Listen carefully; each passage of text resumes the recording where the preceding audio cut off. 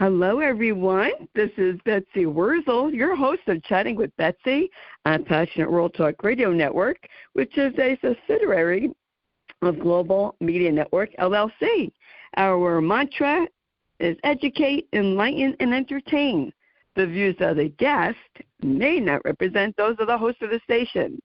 Folks, I have a phenomenal guest with me today. Not only is my guest phenomenal, but he's a dear friend of mine. I am so proud of my guest, and I'm going to tell you a background. My guest today is Dr. George Ackerman, PhD, JD, MBA. He is author and writer of his new book, his first book, A Son's Journey from Parkinson's Disease Caregiver to Advocate, in memory of my mother, Sharon. I met George almost 4 years ago. I had to get some background, and I knew that Dr. George Ackerman was going to be a force to be reckoned with. I knew this young man, I could say young man, was just determined to get his message out. And I have to say that I'm not quite old enough to be George's mom, but I am proud of him as if he was my own son. George Ackerman is a fierce advocate. He is out there doing podcasts on other people's podcasts, such as mine and others, getting the word out, raising awareness. He also has Together For Sharon support group, and he also is co-host of Together For Sharon with his wife. He is also host of Q&A with Sharon's son. And George and I have a blog called the Tackling Tough Topics, which we talk about several different topics related to caregivers. And I highly, highly recommend going on Together For Sharon website, which will be in the blog, because there is so much information. Dr. George Ackerman does so much to raise awareness. He's talked and met with Michael J. Fox. He is just wonderful. I'm so proud of you, George, and I want to welcome Dr. George Ackerman to Chatting with Betsy. Thank you for your time, for your care, and for your love and all you do, and also to your listeners. I remember when we first met, probably almost 3 or 4 years ago, and we've come so far, but unfortunately we still have so much more to do, and the work's not done until we find a cure for Parkinson's disease. Absolutely. And I did hear, and I forgot who said it, George, that Parkinson's is right up there, or going to surpass Alzheimer's disease. Did you hear that?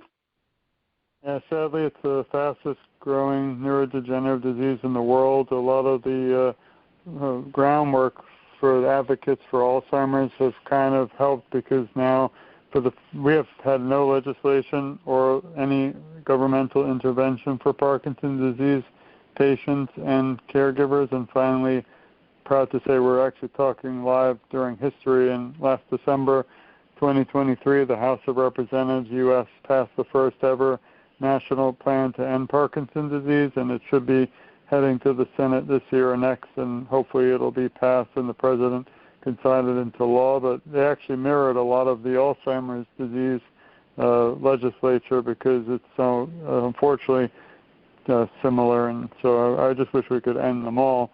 But my focus, unfortunately, was in dementia and Parkinson's disease, because that's where my mother had. But that's why I'm so honored to have you as family, because I always tell everyone we have a lot in common, but the saddest thing we have in common is that your incredible husband passed the same literal day that my mother passed due to Parkinson's. So we found this sad relationship, but turns it into a positive, and that's what I want the listeners to know, that even though, unfortunately, we've lost loved ones, we still fight in their memory for others, and we don't want anyone to ever have to go through any of these diseases, and you're not alone in this fight.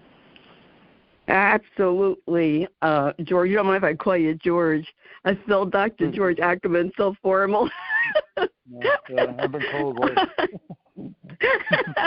That's what I admire about you, George, is your passion and your desire for people to know that they're not alone and to bring awareness. You interview on your podcast people who have Parkinson's, people who are doctors, different types of doctors, neurologists, and you are bringing awareness to this disease like I have never seen anyone do before. Maybe a lot of people don't know about Parkinson's, but if they go on your website, they will definitely learn a lot because you have wonderful information. And congratulations on your book. I am so excited for you and happy for you. And I know why you wrote the book, George, but can you tell the listeners what motivated you to write your book? Yeah, actually, unfortunately, I kept a journal the last year of my mother's life. The whole book is not about just that, but it is a chapter, and never shared it with anyone. I didn't think or dream I'd ever have a book or want one, but I did want my mother to be remembered, and I wanted people out there, again, to know they're not alone. I felt alone. I'm sure, unfortunately, you did. But when you go through a journey of caregiving, it's not easy. It's not one you can actually train for. You don't take a course. You're just kind of thrown in, they say, like the wolves, and, you just defend for yourself and your loved one.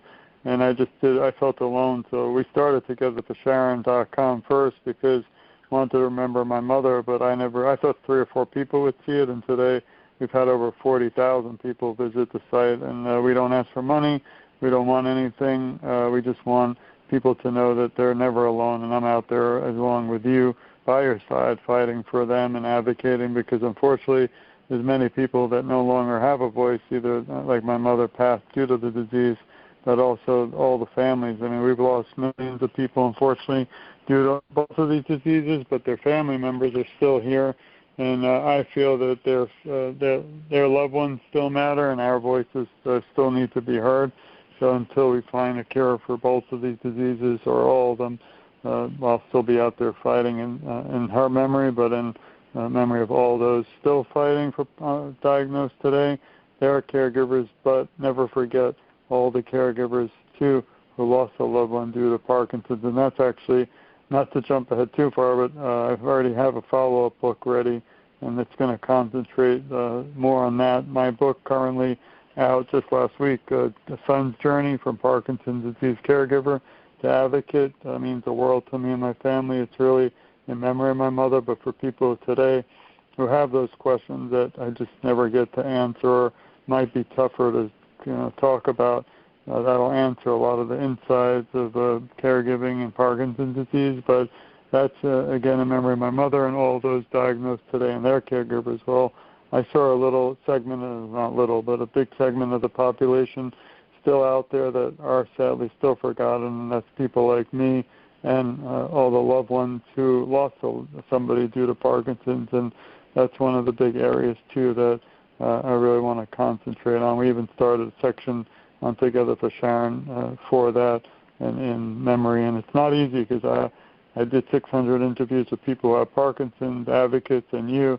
But finding people to write journeys in memory is hard because, unfortunately, we lost a loved one, and then the caregivers who lost their loved one, sometimes they just, they don't forget. I feel that they have to, in a way, move forward because they don't realize there are people out there still who want their loved one, like your husband, to still be remembered. So finding them is a challenge, but you know me, I won't give up. And my next book will be in memory of all the people, unfortunately, that we've lost due to Parkinson's. I think I understand how you feel, George, because people, after Matt died, I had someone who told me I should stop talking about Matt and find a cure for Alzheimer's. And I said, well, I'll never stop talking about Matt, and I'm not a scientist, so I won't be finding a cure. I'm here to support caregivers and to help them. And I think it's people like you and I and other caregivers, George, who have a passion to help others through the journey, because we didn't have anyone to help us. There was really not much information, not like it is today. Today there's a lot of information available to help caregivers, and much more information available about Parkinson's disease, about dementia, and how to handle behaviors. But, you know, you talk let's see, was it 14 years ago? No, wait a minute, 2010 Matt was diagnosed. Yeah, that was 14 years ago. Time goes by so fast. And where there wasn't much information, not much support. And you were there to help the caregiver and to give support. Does your book give guidelines and resources for a Parkinson's caregiver - dementia? Yeah, that actually goes really in depth. You know, a lot of time I talk a lot about my mother, and we don't get to some of the even of my own experiences. So the book goes deep into the first signs of Parkinson's, symptoms that are associated, and treatments, my primary caregiving, my support from my wife and my children, also finding good aides, because I needed also support when I couldn't be there. I didn't want my mother to fall. Finally, great caregiving, my mother's final week, but more positive areas like her family and friends all added to the passages. So it's a whole mixture of things. I do kind of give a lot of tips, though, and steps on how to be a good caretaker, and the most important, which I didn't follow, I probably believe you didn't either, but you have to take care of your own health first, or you're not going to be a great help. And I didn't do that, and I probably wouldn't again, just because, you know, I wanted to be there for her no matter what, because she sacrificed so much during her life. It was my turn to kind of reciprocate or give back, and you know, I don't regret anything, and I just wish we had a cure for all these diseases, but it just didn't. She lost our battle, and I always feel, and you might agree in Alzheimer's, but I feel like I kind of had secondary Parkinson's. I didn't have the actual effects, but I was there hand in hand, saw what it did to my mother, and I felt like I was going through it too. I still grieve today, even like 4 years later. It's not a day that doesn't go by, like you with your husband, that I don't think about her. And, you know, we have these great holidays and all these other times and dates, and she's missing, and there's no seat at the table anymore for my mother because of this disease. But there is light at the darkness at the end of the tunnel, and I feel that you know, the good memories, like the cover of the book is actually a photo I had with my mother at my wedding, which was one of my favorite days in my lifetime. And that moment, like dancing at the mother-son dance, I'll never forget, because Parkinson's in that small time, few minutes, didn't exist. It didn't even affect my mother at that moment, and we were just smiling, laughing, and talking through that dance. And that's one area that's still tough to talk about. I mean, again, I don't get too in-depth with the book yet because it just came out. But the photo, just the photo, the cover page, I couldn't even get through the other day. I gave a little speech, and it was almost 6'2", 200 pounds in law enforcement, but fell apart because it's still, you know, tough to remember the good times, because some days the only 4 years of the bad ones outweigh all the such good memories, and you know, we have to remember the good memories. Yeah, so I understand. I'm getting verklempt here talking to you. I'm going to start getting verklempt, George, because I understand it. And the picture, the photo of your book cover is just so beautiful. And you can see the love that your mom and you shared and have for each other. It's just a stunning photograph. And I definitely, you know, can relate. I miss Matt more, not less.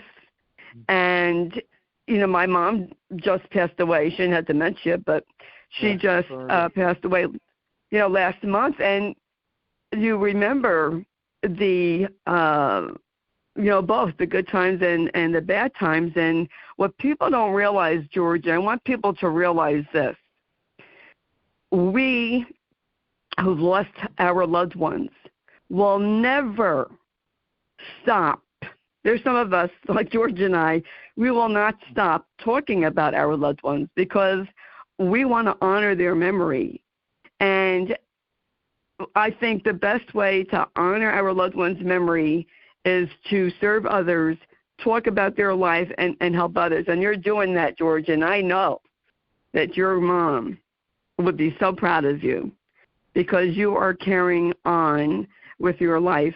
I promised Matt that I would continue on, and we learn to integrate our living with our grieving. It's not easy to do at first. It's just not easy. You learn that over time, but the pain of loss is permanent, as far as I'm concerned. It's permanent. There's forever a hole in my heart that will never close, and that's just the way it is for me. And I have to share something with the audience, George, because I just learned this past year. I highly recommend counseling. I go for counseling. I thought at the end of December 2022, I should be what you could call better. I thought I would be better at that time of year. I wasn't. And that's why I decided to go for counseling. And I realized, I had epiphany, that in some ways there is no getting better at that time of year where Matt was dying. I'm always going to feel sad that time of year. And now I know that. Now I can expect it. And it's now I don't know, for lack of better words, my new normal. That's my new normal. That I know I'm going to feel that way that time of year. And I've come to come to terms with that. That's how it is. And I think when people do that, they might find themselves a little being able to tolerate that time of year where their loved ones died, whether it be during holiday time or whenever your loved one died. Your mom was also sick during holiday time, just like Matt was. Excuse me.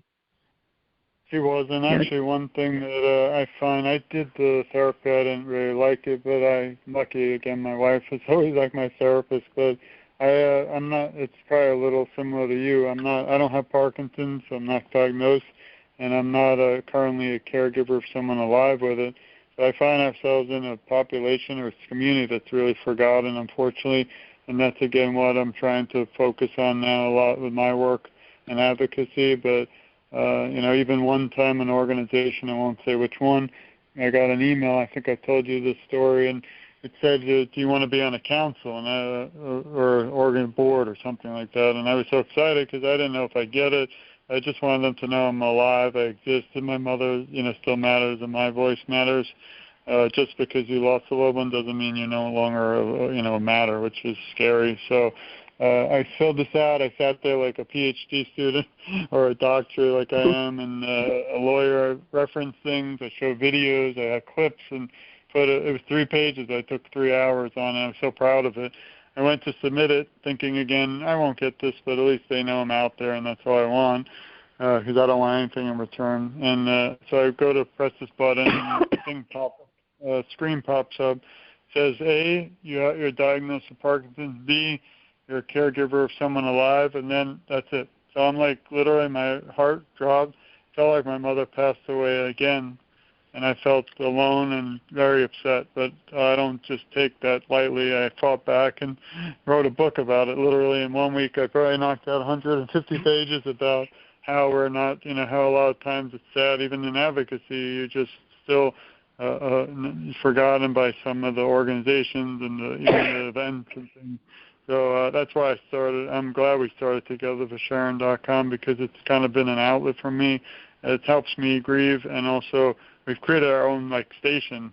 Whether it's our blog together, or podcasts, interviews, and just the whole media channel almost. And it's a great thing because it gives other people a voice. I don't want anyone again to ever think they're alone, and so that's one thing that drives me today, because I do think that there needs to be a lot more for people like us who've lost a loved one, because we still matter. And I went to some of the support groups myself online. I couldn't take the ones I couldn't stay in the one for people with Parkinson's because they were talking about, being diagnosed. I couldn't stay in the one with the people caregiving who were alive with Parkinson's because they didn't want to probably hear my stories. So there was nothing, like literally nothing for me, and I decided, this is not right. So thankfully I was approached by a group called PSP Awareness in Canada, and they asked me, would you like to do something together? We brainstormed, and we actually now, and I invite you to, Betsy, it's once a month. It happened yesterday, like on a Tuesday at 4. So it's a support group for anyone who's lost a loved one due to any disease, and it's really great. Sometimes yesterday we had several people. You can't really have too many, or you won't be able to talk. So I love our amount now. But it's completely free. It's confidential. It's not taped. As I'm a lawyer and police officer, I know how important privacy is, but it's open for anyone. I got to literally sit yesterday for an hour at least and talk to other people who are going through the same things and the same similar experiences, and the main message is that we're all there for each other, and I think we need more like that. But luckily I was able to help be a part of that, something special, and it's going to continue forever, I hope. That sounds wonderful. You'll have to send me the link to that, George. Actually, you can go to Together For Sharon. If you go to togetherforsharon.com, it's on there. Okay.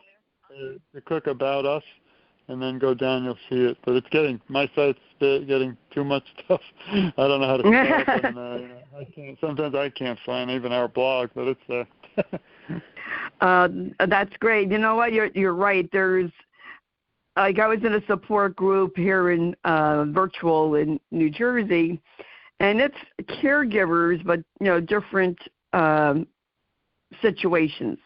They didn't all have dementia, and I feel like there should be a support group for caregivers who are going through this journey afterwards, because a lot of people don't talk about this, George, and you might have heard of it, or you might have this yourself, is caregiver post-traumatic stress. You either want to call it disorder, injury, whatever you want to call it. It's a fact, folks. It was ignored 20 years ago, but now it's being recognized, what caregivers go through. And it is traumatic. It's very traumatic to watch your loved one deteriorate and to die in front of you. And not just that, but to have to fight the system and have to fight for decent end-of-life care and try to get decent care. Like you had difficulty getting care for your mom. I had difficulty getting decent hospice care for Matt. And it's very difficult. And you're not the same after this journey. That's for sure. I'm a whole different person. A better person, but I'm different. That's why I love our blog, because we, again, literally tackle tough topics. A lot of people, I was told recently we have a beginning, middle, end of life, but nobody really wants to talk about the end. But if you don't do that and tackle the tough topics, I'm a believer that you'll have, more problems and more issues when you can actually plan and do a lot of this beforehand, so that you can have a little bit less stress, even though you're obviously already very stressed through the whole process. But if you talk about things like, end of life, like wills and, taking care of yourself, like some of our topics for our blog, I think that you'll be better prepared. And there's nothing wrong, of course, to be prepared for anything. And if you don't learn about it, if you don't read the book that I wrote, it might be, you might feel more alone, and that's what I started the website and the book for. The website is completely 100% free. We don't charge. If you donate, there's links to other organizations like the Parkinson's Foundation, but those are the actual links from their foundation in memory of my mother. So if you donate through our website, it'll go to the foundation, but it'll be in my mother's memory. So we don't accept money. We don't want money. We just want a cure, and we want everyone to know we're fighting for them until there is one. That just gets me. It was 2 days ago. I think it was 2 or 3 days ago. A memory came up of me receiving the Together For Sharon wristband. Yeah. And I posted that, and I said, wow, that was 4 years ago. Time goes by. We had to stop that because it was. We stopped the band. I passed them out for free live, but it went viral, which is incredible, but also costly. So unfortunately, since we don't accept money, we spend about $3,000-4,000 sending them out around the world. But at some point, and it went viral because Willie Geist, I don't know if you're familiar, he's, I think on NBC, his wife Christina even wore one, and famous celebrities started wearing them, and it was incredible. But I decided to focus again more on the website and the book. But the bands, I'm still wearing mine. I live with it, sleep with it, and it definitely helps because so many people, because of that band, remember, my mother and realize, I do a lot of live events. I'm actually doing American Parkinson's Disease Association Symposium. We have a table this Saturday morning, and it's incredible. I love the virtual, because we get to meet, but when you're actually face-to-face with people, whether suffering or battling Parkinson's or their caregivers, they come up and they hug and we cry together and they kiss me, and they just really, they say there's nobody there, unfortunately, like us doing this, and I wish there were a million people like us doing it with no intent behind, there's no catch, and then we don't want anything, but sometimes it's even hard at these things to show that that's all we're there for, because you'll have two pharmaceutical companies, and nothing against them, they have to do their thing, but they'll be in between two companies selling products for Parkinson's, and then it's just us, and we're there and just talking about my mother and her memory and how we love everyone, and people are kind of shy in the beginning because they think we're selling something, and then when they realize we're not, they come up and hug us. So it's sad that we still have these interesting struggles, and even when we met, when I started out, the next book I told you, I think it's going to be called The Seat at the Table, because we don't have a seat at my table anymore because my mother passed. Plus, I feel I don't have a seat at the table in the community sometimes because we're forgotten since my mother passed. But, there's a lot of things still that need to be done and changed, but we're just starting. There's so much more work to do, and I don't believe I'll be taking a break, unfortunately, anytime soon. Well, I'm grateful for your advocacy, George. Tell the audience, what was it like for you to meet Michael J. Fox? That was a dream come true. Usually I wouldn't go to that because it's hard to go to live events just because of I have my own back issues and having surgery coming up for that, and I work a lot and family. But he was actually going to be at an event in Orlando, and I'm 4 hours away, I think 3 or something. But I looked at my wife and said, "Can you believe Mr. Fox is coming to our, nearby? I think I should go." And then I decided, "No, I'm not going to go. It's just too hard with work and everything." And she's like, "You should just go." So again, without her support, I wouldn't have done it. But my daughter, my wife, and I jumped in the car on a Saturday, drove 2 or 3 hours. We actually broke down on the way there, and I thought we were going to miss it all. Luckily, because I'm in law enforcement, an officer helped us jumpstart, so we still got to go. I was in a boot because I had ankle surgery, and that was not easy. I probably did 3 or 4 miles in a boot and a little rolling knee thing, and nothing really was going to stop me for that opportunity, and I was able to meet him. It was only for a short time, but it was amazing. He actually took the band. He was wearing it, and he now knew about my mother and told him how he's my hero. Unfortunately, it kind of flashed by so quickly, but it was positive because I met him. But at the same time, I saw what the disease was doing to him, and he couldn't really stand as much as other people there. And then I saw a few weeks ago, he actually had to be wheelchaired out on an award ceremony. So it's just, at the same time, I was happy. I actually went to the bathroom. I put online, but I was almost crying because it was, I hate this disease. I hate what it does to people. And it's just very, as you said earlier, we don't curse on this show. So I say that we have shirts that say the letter F and then PD, and you can figure out what that is. So, those things like Alzheimer's, they take our loved ones, and it's just something that is really horrible and just tragic. I've seen a difference in, George, and, it takes the trailblazers, and I consider you and I trailblazers, among other people. 6 years ago. 6 years ago, come this June, I started on Jeannie White's show, Jeannie White Station Manager, and she had the Connect show.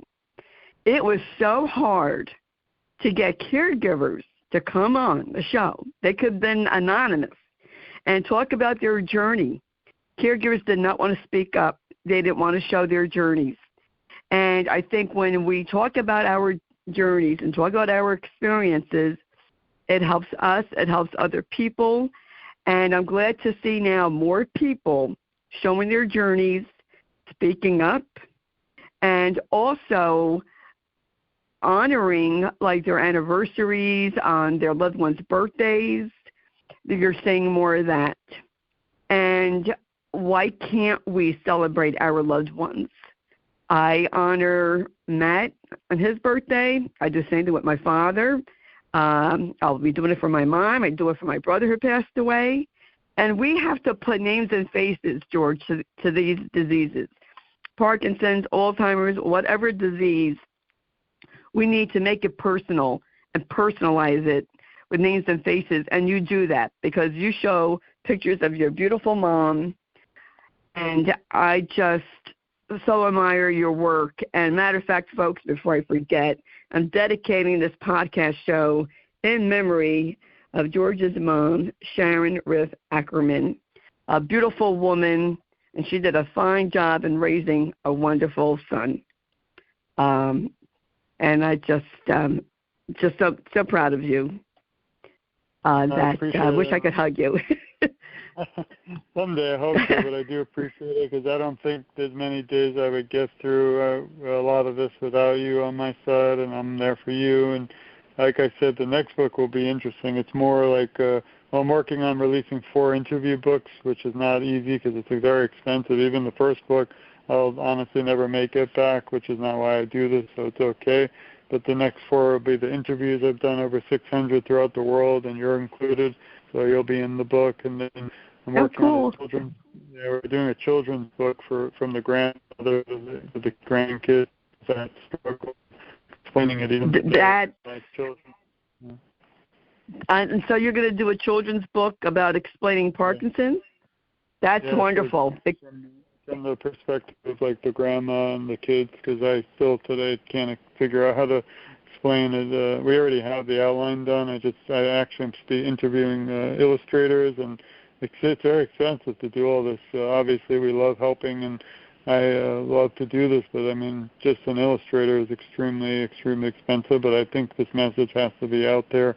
And then I'm also working on a book in the future with policing, and I'd like to try and sponsor a bill through the United States Congress someday in the House to add the word Parkinson's into all the training manuals in every academy throughout the United States, because I believe when I taught as an academy instructor, I did see Alzheimer's and dementia, but there was no word for Parkinson's. And I think it's very tragic that somebody's pulled over, late at night as a police officer, and they're uncontrollably shaking, and the officer is not aware of Parkinson's. They might think they're drugs or alcohol and driving, and it can turn extremely bad, as you can see over society in the last few years. But this is not a book to ridicule police. It's to help inform and advocate together. So that one will be important to me. And then the final one, I might stop with the books, is the follow-up to this book, The Son's Journey, but that one is going to be much more, I don't know if it's controversial, but opening the world's eyes to how important it is to never forget the loved ones and the caregivers who are still alive who want their loved ones to be remembered. I have a horror story that I would tell you, but we don't have the time, but it's going to be in that book, where when my mother passed, I felt so alone. I didn't know what to do. I shouldn't have, but I went to Facebook because I thought the support groups would be good, and actually after just 2 weeks, I was accused of some stranger from some other country that my mother didn't pass away.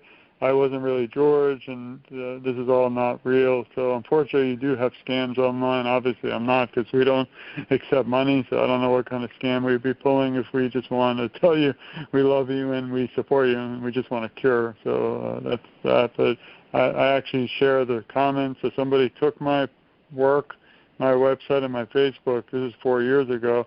Right after my mother passed, I was a mess and looking for support, and they said that I'm a fraud, put the word like predator online. It was really like heartbreaking. I never spoke about it before, but now I am. But I hired a lawyer, even though I was a lawyer, and we got them to take it down to, go bye-bye, which is sad that you have to do all that. But my lesson and my thoughts for that is that my goal is that people know no stranger or one person can ever stop anyone from their dreams, goals, whether it's for this or anything.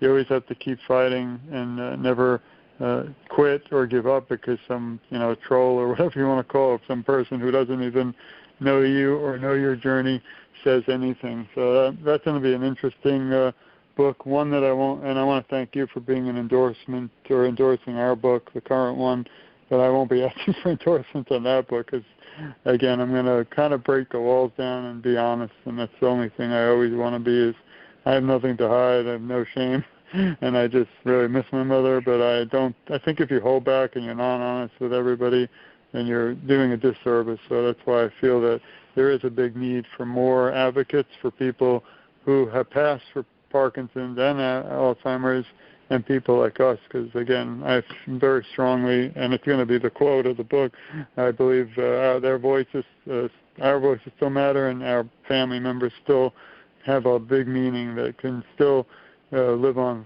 way beyond us. So that's my future plans.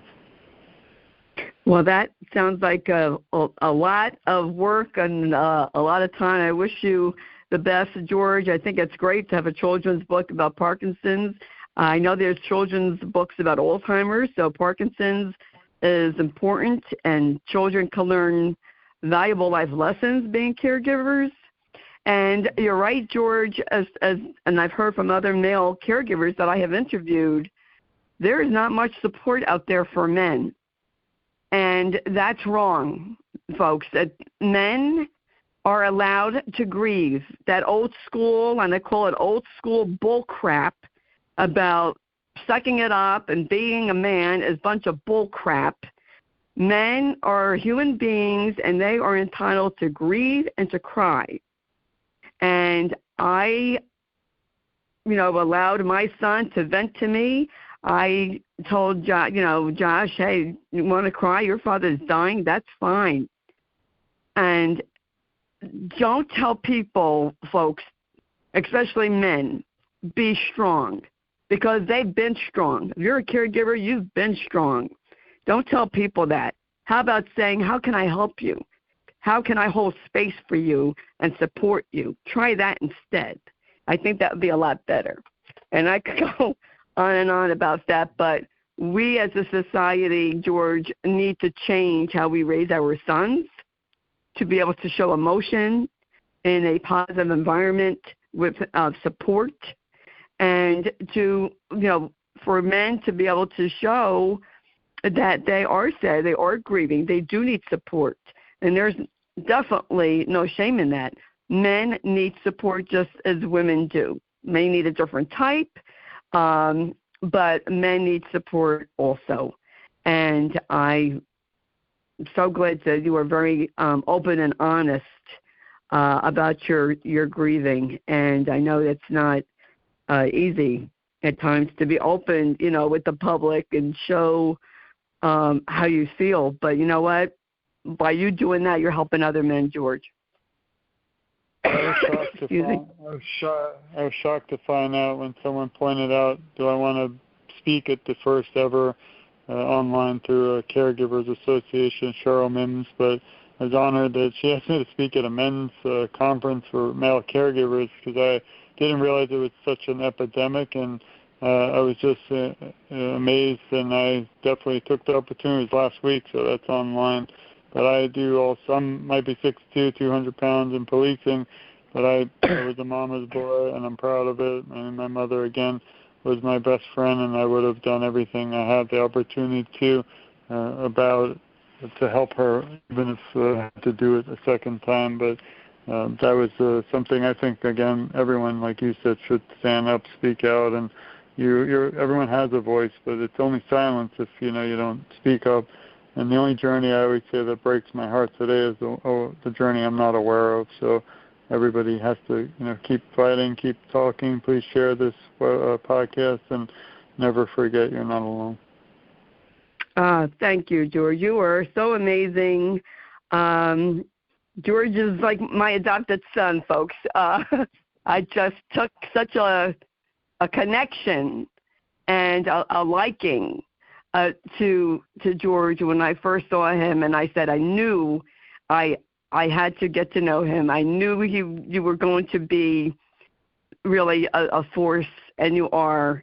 And I'm proud of you. I know your mom is proud of you, or she would be proud of you. And you keep going. You keep doing what you're doing, and I wish you the best in all your future endeavors. Of course, whenever you have a book, you know where to come to promote it. I want to thank you. I have a little message I always say that this is for you, your family, and all the viewers and listeners. We love you. We support you. We care a lot about you, and you're never alone. I, along with Betsy, will advocate for you, and together our voices are just so much stronger. And I always say I'm just getting started, even though obviously I'm not, because every time I have see a new journey or learn of someone new or see you even struggling or fighting, it makes me really kind of re-energize. And no matter what back issues or surgery I have, I just think of everyone out there still battling. And I do it all in memory of our loved ones, and we can never stop until there's a cure. And again, I love you and your audience, and from our family to yours, we always send virtual hugs, and I hope too someday we'll meet and thank each other in real life and in person. But thanks for your support of the book, for the website, and just for being a friend, because there's many nights, everyone listening, that we reach out to each other and just need a little support, and both of us are always there for one another, and that's something that's extremely rare, and that, I don't have a lot of friends on purpose. It's because I'm so busy and, having a lot of medical issues myself like you, but to have the time and the space that you do make for me means the world, so thank you again. Oh, you're welcome. And I love you too, George, and I'm just so, really, folks, if I sound redundant, I don't even care. I love George. I love the work that he does. I'm so proud of him. Where can people purchase the book, George? A Son's Journey. It's on Amazon for Kindle and softcover now, and the hardcover just came out, and there'll be an ebook. I'm going to work on audio in the future, but you can go to www.togetherforsharon, it's all spelled out.com, and you'll see the book if you scroll down now. It's actually finally on the website too, so just click a button, it goes right to Amazon. And we've been selling a lot, which is really amazing, but it's more than just selling. It's really about the message, and I don't think, again, we will be able to stop until we find a cure, and hopefully this book will be a guide for awareness well beyond, my time here on the planet. But I think there's a lot, again, positive from the sadness, and this is not just a sad book. It'll take you through caregiving. It'll take you through tips and errors I might have made, and it'll help you or the viewers improve and maybe, have a little bit more knowledge and understanding of what to expect. There's a lot of people I think are just kind of worried because they feel alone, but they're not really sure what the future will bring. Again, it's not the same situation for everyone with Parkinson's, but I do think there's a lot of important tips and things you can learn and bring with you, and maybe be a little bit more prepared, because, again, I was thrown into it like the sharks, if you're a lawyer, and thrown into court, and, yep. And I didn't know what I was doing, and now, I've learned a lot. So I learn something new from everyone I meet, every show I'm on, and still learning, a continual learner. So, again, thank you for all the lessons that you continue to teach me, too. Well, thank you, George, and you were welcome, and my pleasure. Folks, you heard Dr. George Ackerman. Go on the website. It will be listed in the blog, togetherforsharon.com, a website, and the book is A Son's Journey from Parkinson's Disease Caregiver to Advocate, in memory of my mother, Sharon. Folks, I always tell you all, go to the websites. Go check out the guests that are on the show that are phenomenal, that are a wealth of information and a resource. And my friend, Dr. George Ackerman, is a wonderful resource. I admire him. I love him. And I just get the book. and go on the website, join his support group, listen to his podcast. Where are your podcasts? They're all over, aren't they, George? Yeah, if you go to the website, again, togetherforsharon.com, I think you scroll to the right. There should literally be a button to podcast, and you'll be able to see the one's called the Together For Sharon podcast. That's my wife and I, where you get to hear both sides, the male and female, which I think is important, not just mine, of caregiving. And we interview people throughout the world. And then you'll see, if you go a little lower, Q&A with Sharon's son George. That's where I go one-on-one with incredible people. I've interviewed Dr. Ray Dorsey, who I know you have. Last week I interviewed United States Senator Rick Scott, which was an honor, because to get a United States Senator on the show is just game-changing. I also had Ted Thompson, who's literally in charge of the public policy division of the Michael J. Fox Foundation. So I'm actually booked till 2025. I'm glad you're coming on the show. But I didn't even really. It's kind of getting a little out of hand, and I don't know how to stop it because I just feel like everyone has a story, a journey, and needs to be shared. But we have some exciting guests coming. And then finally, on lower down, you click other podcasts, you'll actually see Betsy and I and my original first time we ever spoke. It's still on the website, all of our 2 shows together, and this one will be. But you'll just see a lot of information. It's all very importantly placed, like cohesive.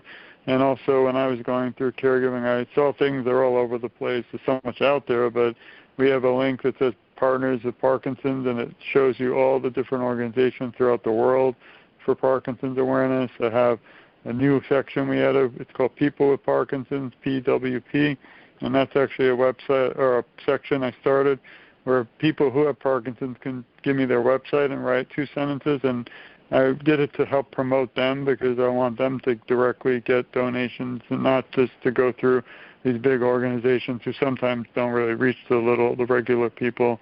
So people can actually, and that's all free. And then finally a new section, which means a lot to me, it's called In Memory. That's where I share journeys of people like myself who lost a loved one due to Parkinson's, and I'll make sure, as long as I can keep pushing forward, that their loved ones will never be forgotten, and their stories are going to be in my second fall book, weave throughout the book, because, again, it's in memory of all those we've lost due to this disease. Well, thank you. Thank you. You've heard today, folks, Dr. George Ackerman, and I can't thank you enough, George, for I know you're very busy, taking the time for being on my show. Folks, all the information about Dr. George Ackerman will be in the blog that Jeannie White, who's the station manager, writes, and Jeannie produces the show. So thank you, Jeannie. And I want to thank Lillian Caldwell, who's CEO of Passion Talk Radio, makes this all possible. And I want to thank you, the listeners. Please share this show. I'm here to help you, provide resources, and I need help getting the resources out there. So if you would share the show, I would appreciate it. Tell your friends, because I want to help as many people as possible. That's what I'm here for. And I have phenomenal guests on, just like Dr. George Ackerman, and people from all walks of life to help you have a better life. If you're a caregiver, to help you in your caregiving journey. And if you're not a caregiver, it will still help you anyway, because you might eventually be a caregiver. Chances are you probably will be, or you will need one. And I just wanted to thank everyone for listening. If you don't already subscribe to Chatting with Betsy, it is for free on Spotify, Spreaker, iHeart, and Amazon Music, and Apple, to name just a few.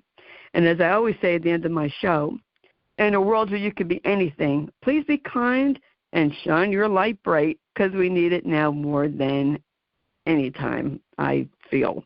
This is Betsy Wurzel, your host of Chatting with Betsy on Passionate World Talk Radio Network, a subsidiary of Global Media Network, LLC.